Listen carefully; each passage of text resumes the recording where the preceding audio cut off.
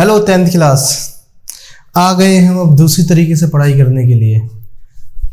अब मैं आपके लिए एक एक करके सारी वीडियो अपलोड कर रहा हूँ, मतलब जो क्वेश्चन है जो समझ में नहीं आ रहा है उसकी वीडियो आपको बेसिकली प्रोवाइड कर रहा हूँ आप दोनों के लिए। देखते हैं हमारा पहला क्वेश्चन क्या है। पहला क्वेश्चन हमारा ये है, डीएनए प्रतिकृति का प्रजनन में एक महत्व है। डीएनए प्रतिकृति के प्रजनन में महत्व। अब क्वेश्चन समझना बहुत जरूरी है। अगर क्वेश्चन नहीं समझोगे तो फिर उसका सॉल्यूशन आंसर ही कैसे बताओगे, फिर याद करना पड़ेगा, रट्टा करना पड़ेगा। मैं ये नहीं चाहूँगा, ये नहीं बोलूँगा आपको कि रट्टा मारो, रट्टा नहीं मारना है बिल्कुल भी। समझना है क्वेश्चन को, अपनी लैंग्वेज में लिख सकते हो तो लिखना है। सेम टू सेम तो करोगे नहीं, मत करो, कोई दिक्कत नहीं है, लेकिन सेम टू सेम पढ़ के याद करके अपनी लैंग्वेज में लिखो। समझ रहे हो? तो हमारा क्वेश्चन है, डीएनए प्रतिकृति का प्रजनन में महत्व। डीएनए तो आपको पता है, लेकिन प्रतिकृति क्या होता है? मैंने यहाँ पे लिखा हुआ प्रतिकृति मतलब कॉपी। डीएनए का कॉपी, डिट्टो, डीएनए का डिट्टो, उसका प्रजनन में क्या महत्व होता है? प्रजनन क्या होता है सर? प्रजनन मतलब जनन। प्रजनन मतलब एक जीव अपने दूसरे जीव को बनाता है। मतलब सिंपल सी बात है, आप घर में देखते होगे, दो लोग मिलके एक नए जीव को पैदा करते हैं, मतलब मम्मी पापा एक बच्चे को पैदा करते हैं तो प्रजनन हो जाता है। मतलब किसी नए जीव को पैदा करना, नए जीव को बनाना, डेट इज प्रजनन। प्रजनन मतलब जनन बोल सकते हो, जनन से आप जन्म भी बोल सकते हो। नए जीव का जन्म होता है, डेट इज प्रजनन, आप कह सकते हो। ठीक है, तो डीएनए का क्या महत्व है प्रजनन में, ये पूछ रहे हैं। डीएनए की प्रतिकृति, डीएनए की जो कॉपी बनती है उसका प्रजनन में क्या महत्व है? चलो देखते हैं हम। क्वेश्चन समझ में आ रहा है? आगे बढ़ते हैं। डीएनए की प्रतिकृति, डीएनए की कॉपी का प्रजनन में क्या महत्व है? मतलब नए जीव को जन्म देने के लिए डीएनए कैसे अपनी भूमिका निभाता है? किसी नए बच्चे को पैदा करने के लिए डीएनए की क्या भूमिका होती है, ये क्वेश्चन है।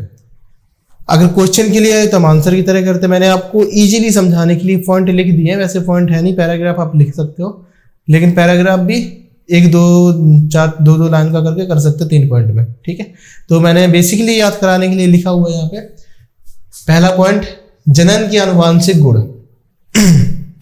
सॉरी, जनक होता है आपका, वो जनक बोले तो माता पिता, किसी भी जीव का माता पिता, जो जिसने जीव को पैदा किया है वो। जैसे अगर किसी कुत्ते या जानवर की बात करते हैं तो जानवर ने बच्चों को पैदा किया तो जनक क्या हुआ? वो जानवर जिसने बच्चों को पैदा किया। इंसान में मम्मी पापा होते हैं बेसिकली, तो वो हमारे जनक है। हमारे मम्मी पापा फॉर एग्जांपल हमारे जनक है। ठीक है, तो जनक के आनुवांशिक गुण। अब मैं समझाता हूं आपको जनक के आनुवांशिक गुण मैंने क्यों लिखा है। जनक के आनुवांशिक गुण डीएनए के द्वारा ही आते हैं। जनक के आनुवांशिक गुण उसकी संतान में डीएनए के द्वारा ही आते हैं। मतलब जनक के जो गुण है कि 2 हाथ होते हैं, एक सर, एक मुंह, ये सारा पूरा फिगर मतलब ब्लूप्रिंट, हमारे बॉडी का पूरा ब्लूप्रिंट बोल सकते हो। कभी कभी मेंटेलिटी भी होता है कि हमारी कैसी सोच है। हमारे जनक जैसे भक्ति वाले हैं तो उसका बच्चा भी भक्ति वाला होता है ना। तो आनुवांशिक गुण मतलब बोलेंगे कि पूरा ब्लूप्रिंट, हमारे शरीर कैसे बने, 2 हाथ है, कहीं इस पे कहीं हमें जानवर तो नहीं बनना है, मतलब हमें 4 हाथ नहीं है, सिर्फ 2 हाथ है। तो ये सब गुण कैसे आएंगे? उसके जनक के द्वारा होंगे। तो ये जनक के आनुवांशिक गुण उसके बच्चे में, उसकी संतान में डीएनए के द्वारा ही आते हैं। समझ रहे हो? डीएनए के द्वारा ही उसके गुण उसके बच्चे में आते हैं। मतलब डीएनए बहुत बड़ी भूमिका निभाता है किसी बच्चे को अपने माता पिता की तरह बनाने में। डीएनए नहीं होगा तो हो सकता है किसी के 4 हाथ आ गए, किसी के 4 पैर आए, कोई गाय की तरह बच्चा हो रहा है, कोई भैंस की तरह हो रहा है। तो डीएनए बहुत महत्वपूर्ण होता है। समझ रहे हो? बहुत इतना भी डिफिकल्ट नहीं जितना आप सोचते हो। लैंगिक प्रजनन के दौरान डीएनए प्रतिकृति, देखो अभी हमने पूछ लिया जनक के आनुवांशिक गुण डीएनए के द्वारा ही उसके बच्चे में आते हैं, लेकिन डीएनए कैसे बनता है?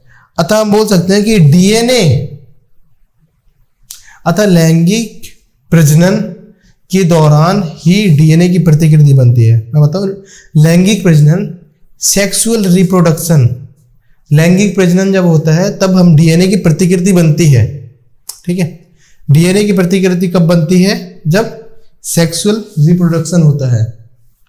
और जब डीएनए की प्रतिकृति बनती है या तो वो नर युग्मज में चली जाती है या फिर मादा युग्मज में जाके मिल जाते हैं।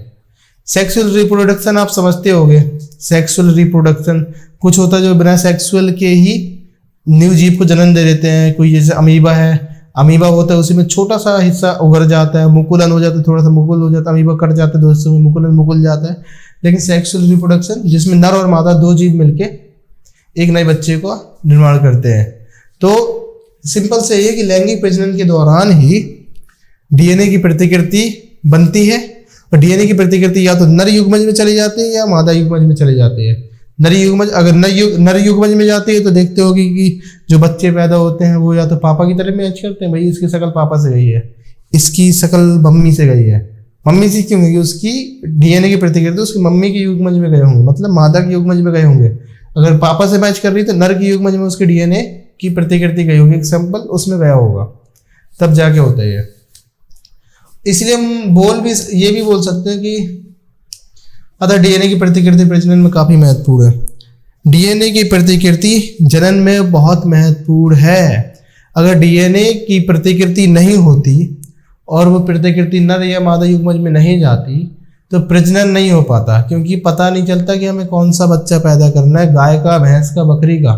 डीएनए की प्रतिकृति से ही पता चलता है कि हमें इंसान का बच्चा पैदा करना है, जिसके 2 हाथ होते हैं, 2 पैर होते हैं, एक सर, ये पूरा फिगर होता है। समझ लो मैं क्या समझाने की कोशिश कर रहा हूँ। आप पढ़िएगा, जो मैंने आपको नोट्स दिया है बहुत ही आसानी भाषा समझ में आ जाएगा। जो बेसिक था वो मैंने समझा दिया आपको। और इतने छोटे बच्चे तो हो गए कि ये सब समझ में नहीं आएगा आपको।